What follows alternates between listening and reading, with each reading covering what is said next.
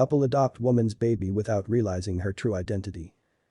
Everyone has a list of goals they have for their life, trying to tick as many off as possible. We plan what we eat, where we go, and what we wear. We plan what to study, what job we want, and who we want to spend the rest of our lives with. But sometimes, not everything goes according to plan and you have to work your way around it. If you don't, it will most likely hurt you more in the end.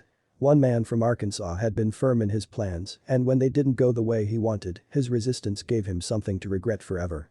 When he was a young boy, he used to walk over the grounds of his family's property and dream of his perfect future. He worked hard at making this future a reality, chipping away at it. However, in doing so, he ignored a part of his life that ultimately forced him to make a choice he was against. Bald Mantis grew up in Arkansas, where he lived on a 100-acre property with his parents. He developed a love of the outdoors from an early age, preferring to wander the property over watching TV. At the age of 12, he had a vision of his future, and he was willing to do whatever it took to make it a reality. "I just had a vision. God sent me a very vivid picture of a little kid," Walt said to his parents once. In his vision, he saw himself swinging a little girl by the arms on their property. She had dark skin and dark eyes. He knew that this girl was going to be named Chloe and that she was his future daughter. He knew that the first step would be finding a woman to love, a good woman that would become his wife and, eventually, Chloe's mother. This step turned out not to be too difficult. The little girl who lived across the road, Annie, had had a crush on the amazing Walt Mantis for several years. Many years after Walt had his vision, he and Annie, now both college age, were chatting in a room of their student dorms. During that conversation, she admitted to him that she had always wanted to have kids. And that wasn't all. Furthermore, she knew that she was meant to have a daughter and she even had a name picked out. That's right, Annie told him that her daughter would be named Chloe. This was absolutely shocking to Walt. But immediately, he realized something. Despite the fact that the girl in his vision couldn't be Annie's, as the girl had olive skin and dark eyes, he committed himself to Annie. In time the pair married, dreaming of being Chloe's parents. The couple spent several years doing missionary and humanitarian work at missions all over the world before finally settling down. They were determined to make their visions come true and spent 4 years trying to have a baby. However, they had no luck. Walt was becoming impatient. What was wrong with them? Did any of them have any physiological flaw that made it impossible for them to conceive life together? "I had always clung to this promise that God had given me about the daughter," Walt recalls. "I didn't know when it was going to happen, but it was starting to get hard to wait." But he wasn't the only distressed one in the household. Annie, his beloved wife, had her own struggles to deal with. And they weren't easy at all. "It was really hard," she admitted. "I struggled with questioning God's goodness at that time because I just felt like it was so mean. After wishing for a daughter all her life, it seemed impossible. What exactly could be wrong with them?" Due to their desperate desires for their perfect future, the couple started to fight constantly. Their lack of success sat between them like a barbed wire fence. There was no way to deal with it without painful feelings. Things worsened to the point where not only were their marriage and relationship suffering, but so too was Walt's faith. Had he believed in a lie all his life? Had he wasted all those years hoping for something that would never come true? Every time any of their friends or acquaintances announced a pregnancy, the couple were happy for them but felt slighted due to their own failure. They felt humiliated. Why could everyone have kids but not them? "We're just fools," Walt thought. "We're just fools who want kids, and it's never going to happen." The happy couple became truly miserable and despondent. Despite the pain, troubles, and disappointment, the couple's desire for a family never waned. In fact, it only grew stronger. In time, Annie suggested that they could adopt a baby instead. Walt, however, refused and adamantly insisted that they would never adopt. Ever. What about his vision? What about the dream the two of them used to share of having their own kid? "I had this thought," Walt explained. I called it a Band-Aid baby. We are struggling. We are hurting. I didn't want just a fix. I didn't want just some kid. I wanted the kid that we were supposed to have." For a while, Walt didn't want to hear anything about the topic. In time, however, Walt would change his tune. In time, Walt came to accept the idea and decided that whether or not the child was his biologically, he would have the baby he had always dreamed of.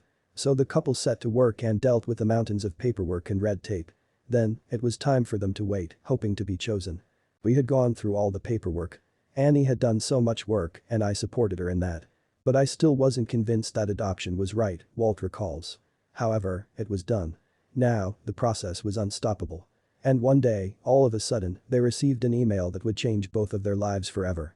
"I remember one night we were at Walt's sister's house. I was checking my email. There was an email that came in and it said, 'It's a girl.'" Remembers Annie with a smile on her face. "I clicked on it and I realized it was from the adoption agency. They said, "We just want to let you know that a birth mother has chosen you guys and you're going to be parents." I just sat there looking at the email like, "Oh my gosh, I can't believe this," she said. However, Walt's reaction was sort of different. Annie gets this email, she's super excited, and I'm just like, alright, I'm going to wait and see. Because I don't know, you know. He recalls. He wasn't aware that he was in for the biggest surprise of his entire life. The adoption agency told them their baby girl would be born in late February or early March. The couple, and particularly Annie, was as excited as they could be. However, there had been something on their minds for some time. They talked about it and they finally reached a conclusion. Just a few months ago, nothing could have ever made them think that they would change their minds like that. They decided they no longer wanted to call their girl Chloe. In Annie's words. "We had decided, oh, that was just a fluke thing, that it was a coincidence that we both liked that name. So we had even talked about a different name. However, there was something to be done before that decision." One day, they received a phone call from a social worker. The social worker told them that the baby's mother, a young woman named Allison, wanted to meet them before giving up her girl for adoption. The couple was more than happy to do that. So they got in the car and drove all the way to Wichita, where the young woman lived. Little did they know that they were about to experience the most shocking episode of their lives. The woman lived on the outskirts of Wichita, close to the countryside. "We went to the house where she was living and we knocked on the door," recounts Annie. "Then, they waited for a few seconds. But nobody came out. And that wasn't all. There was something else about the scene that made them feel somewhat uneasy. Not a peep could be heard from inside the house. Maybe they got the wrong address. Did anyone even live there, or was the house abandoned? But suddenly, as they were standing on the front porch, looking around and feeling confused, they heard a creak. It was the door opening. When Walt saw the person who opened it, he felt his stomach drop to his knees. She opens the door, and it looks like a grown-up version of this little girl in my head that was from the past, Walt recalls, teary-eyed. Allison was the spitting image of the girl in Walt's vision. When he first saw her, he couldn't believe his eyes. So, in a second, the name Chloe was back on the table. "We went up to this room and we sat on the table and talked for like 3 hours," Annie recalls about the episode. The social worker says, "Let's talk about a name. Have you thought of one?" She said, "Yeah, well, ever since I got pregnant, even before I knew it was a girl, I've been calling this baby Chloe." And both Walt and I don't even remember what we did exactly, I just know that I was ugly crying, remembers Annie. We were weeping and she was like, "Oh, you hate the name." And we were like, "Oh my goodness, no, we love the name. God has spoken, he's told us that name," says Walt, close to choking up and with a wide smile. All those doubts about having the Band-Aid baby were just completely out of the window. It felt like I just had full body shivers. It was like the Holy Spirit was just right there. When the birth mom said the name Chloe, you know, in an instant, I had become a father. Even before she was born, I was her dad. The surreal presence of God was just all around us and I felt him saying to me, "See how much I love you? Do you see this? Do you see what I have done?" Just a few months later, the big day finally came. The couple was relaxing at their flat one morning when they suddenly received a call. Allison had just gone into labor. Quickly, they rushed to Wichita, to the hospital where she was staying. "Yeah, I was just crazy nervous that morning," recalls Annie. "I remember going to the hospital and then all of a sudden it was happening, all of a sudden the doctor came in and he was like, okay, she's ready, you're gonna have a baby now." And there was all this moving and bustling around and then Chloe was there. I was looking at this baby, my baby. So many years anticipating her as a child and she's here. Recalls Walt. "She's been a part of my life for so long and she's finally there. There is no mistake, I am the father of this child, just like God had always planned it to be. He just doesn't leave anything to chance, it's not random. It's amazing, it's a miracle."